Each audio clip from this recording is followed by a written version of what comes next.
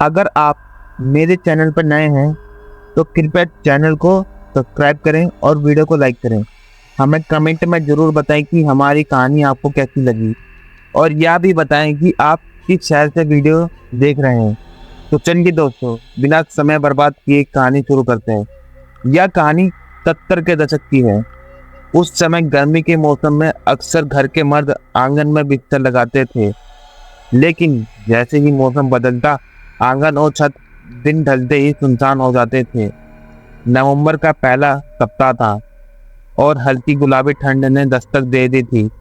राहुल जिद पर अड़ा था कि वह अपना बिस्तर बाहर आंगन नहीं लगाएगा। बेटे की बात वसुंधरा अच्छी तरह समझती थी। उसे पता था कि राहुल आज भी पत्नी मीरा की याद में आंसू बहाता है।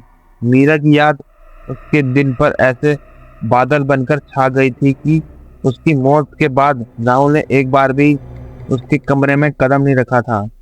कमरे में पत्नी की याद उसे बेचैन न करे, इसलिए वह हर रोज आंगन में ही बिस्तर लगाता था।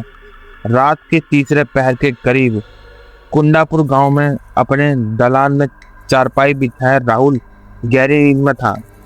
नींद में अचानक उसे एहसास हुआ कि जैसे किसी ने उसका नाम लेकर उसे पुकारा है।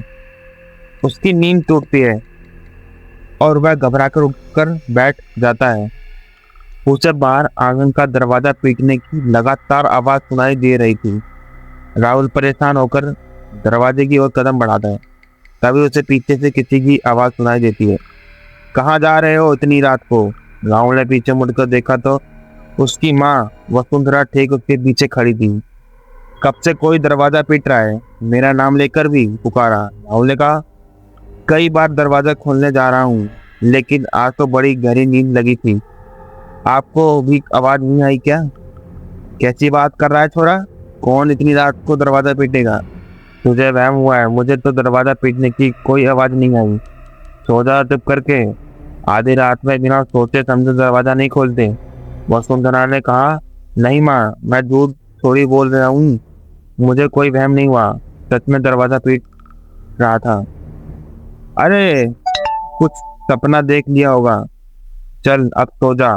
वैसे इतनी रात को तुम उठे न बाथरूम जाने होती थी, तभी देखा तुम दरवाजा खोलने जा रहे हो तो तुम्हें टोक दिया।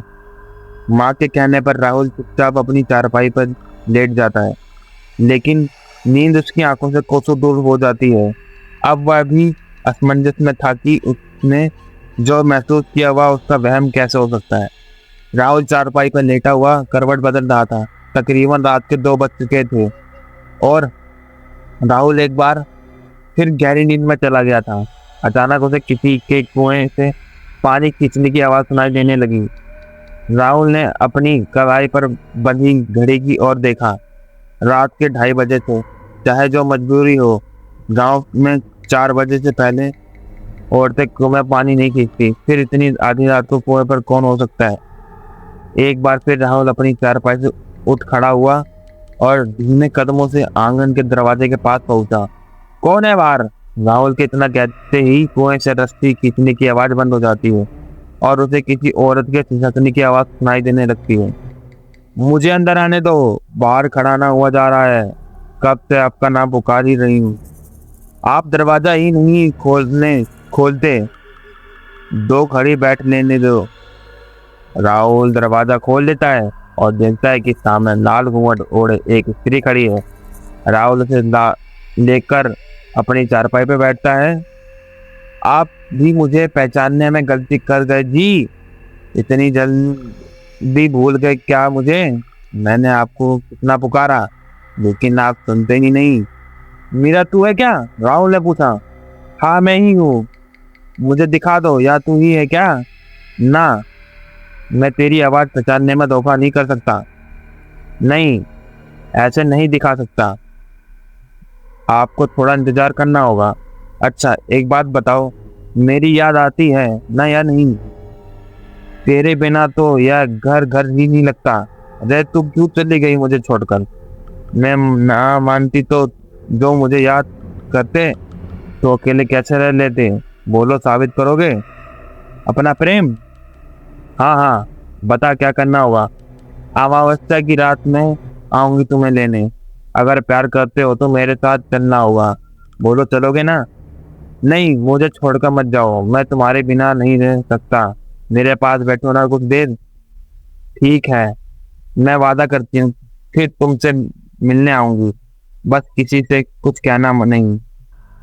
जब मीरा ने राहुल से वादा किया था, राहुल हर रात जागकर बिता रहा था, क्योंकि वह मीरा से मिलने का मौका नहीं खोना चाहता था।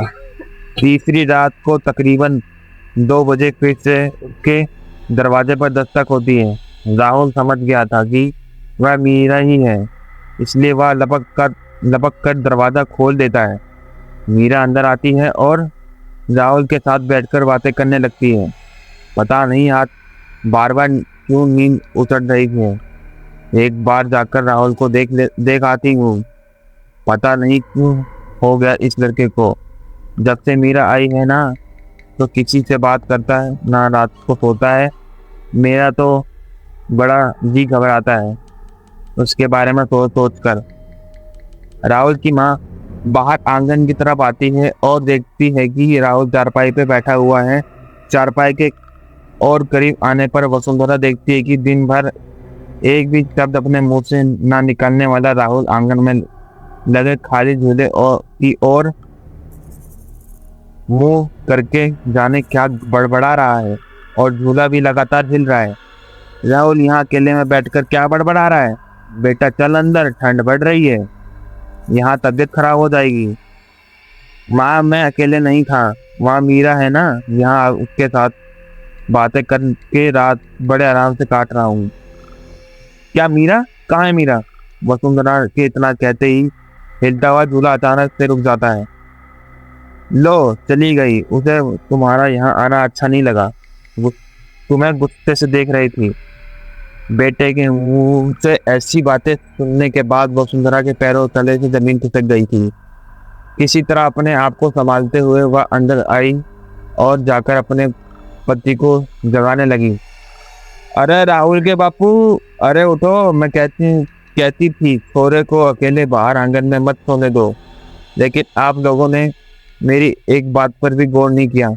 अरे कुछ पता नहीं है क्या चल रहा है आपके छोरे के साथ? अरे भाग्यवान, क्या हो गया? क्यों आधी रात को शोर मचा रही हो? वसुंधरा कुछ भी कह पाती इससे पहले ही उसे चक्कर आ जाते हैं और वह बेहोश होकर जमीन पर गिर पड़ती है। अगले दिन वह सुबह वसुंधरा को तेज बुखार ने जकड़ लिया था। उसकी हालत इतनी खराब थी कि मुंह से शब्द भी नहीं फूट रहे थे। इसी तरह शाम होते होते बुखार कम हुआ तो उसने राहुल को अपने पास बुलाया।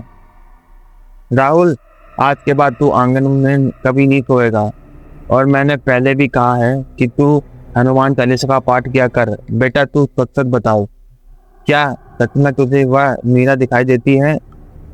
माँ, जीते जी तूने उसे चैन से रहने न दिया, अब मरने के बाद तो उसे चैन लेने दे। और मैं बता रहा हूँ, अगर मेरे और मीरा के बीच में आप लोग आए तो मैं अच्छा ना होने दूंगा। वैसे भी बस एक